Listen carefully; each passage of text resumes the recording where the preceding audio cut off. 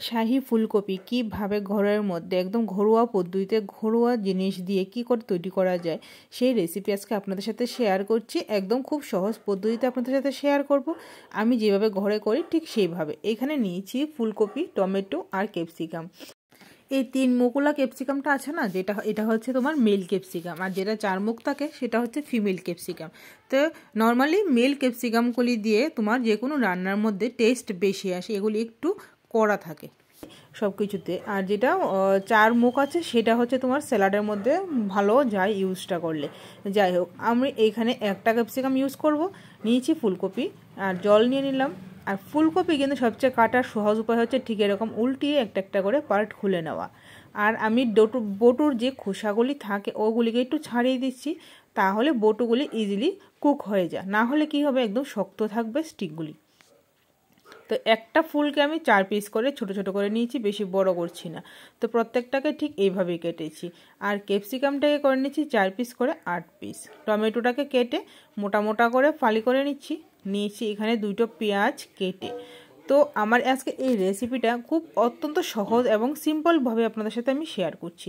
পেঁয়াজ নিয়েছি 2টো মাঝারি সাইজের, 1 ইঞ্চ আদা, ক্যাপসিকাম আর টমেটো, ফুলকপি আমার কাটা হয়ে গেছে। বাস, চলো এবার রান্নায় চলে যাই। কড়াইতে দিয়ে দিলাম জল, দিয়ে ফুলকপিটাকে জাস্ট 2 মিনিটের জন্য একটা বয়েল করে নিচ্ছি।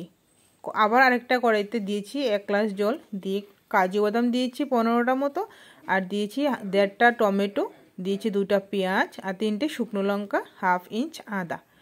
ফুলকপি আমার হয়ে গেছে বয়েল 2 মিনিটের জন্য, জাস্ট স্মেলটাও চলে যায় আর এটা ভালো একটু স্মুথ হবে। সেই জন্য কড়াইতে এখন তেল দিয়েছি, দিয়ে জাস্ট 1-2 লাড়ার দিয়ে তুলে নিলাম যেন কালারটা হোয়াইট থাকে। জাস্ট নুন চিমটিতে দিয়ে দিয়েছি। আর ক্যাপসিকামটাকে এরকম ঠিক 2 মিনিটের জন্য নাড়া দিয়ে সটে করে তুলে নিচ্ছি। তো এখানে আমার ক্যাপসিকাম ফুলকপি হয়ে গেছে হালকা ফ্রাই। আর এইদিকে আমার মশলাটা হয়ে গেছে সেদ্ধ, যেটা আমি পেস্ট করেছি গ্রেভির জন্য। দিয়েছি সঙ্গে 2 চামচের মতো দই। তো দইটা দিলে একটু টেস্টও ভালো আসে আর ব্লেন্ডিংটাও ভালো হবে।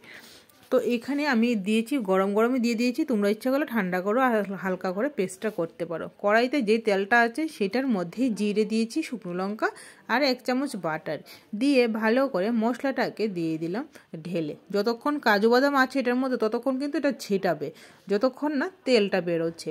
দিয়েছি এখানে গরম মশলা powder, Kashmiri red chili powder আর নুন টেস্ট অনুযায়ী, দিয়ে ভালো করে নেড়ে চেড়ে ঢাকনা দিয়ে দেবো, না হলে ফুটে ফুটে ঘরটা নোংরা হয়ে যায়। তো এখানে আমার মশলা থেকে তেল বেরিয়ে গেছে। এখন ফুলকপি আর ক্যাপসিকামটাকে আমি দিয়ে দিলাম।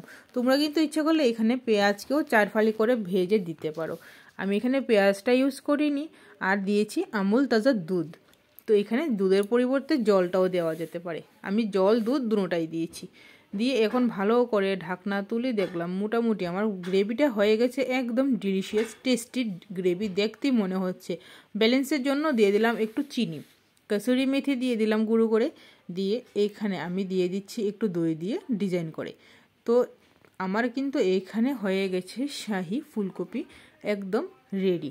কীরকম হয়েছে অবশ্যই তোমরাও কিন্তু কমেন্ট করে জানিও আমাকে। আর সঙ্গে করেছি এখানে 1 কাপ খাসার চাল দিয়ে পোলাও। সেটা হচ্ছে খাসার চালে পোলাওটা টেস্ট বাই অসাধারণ হয়, সেই জন্য আমি খাসার চালটাই প্রেফার করি। দিয়েছি আদা কুচি, পেঁয়াজ কুচি, ক্যাপসিকাম কুচি আর দিয়েছি 1 চামচ ঘি। একদম সিম্পলভাবে ঘরোয়া পদ্ধতিতে করছি এখানে, আর কোনো কিছু অ্যাড করছি না। দিয়েছি নুন চিনি টেস্ট অনুযায়ী, দিয়ে ভালো করে নেড়ে চেড়ে 1 কাপ চালের সঙ্গে আমাকে দিতে হবে 2 কাপ জল। যতটুকু চাল তার ডাবল থাকবে জল। 20 মিনিটের জন্য একদম লো স্টিম করে ঢাকনা দিয়ে রাখলেই কিন্তু এখানে তোমার খাসার চালের পোলাও রেডি। তো লাঞ্চের জন্য একদম পোলাও আর হচ্ছে শাহি ফুলকপি আমার হয়ে গেছে রেডি।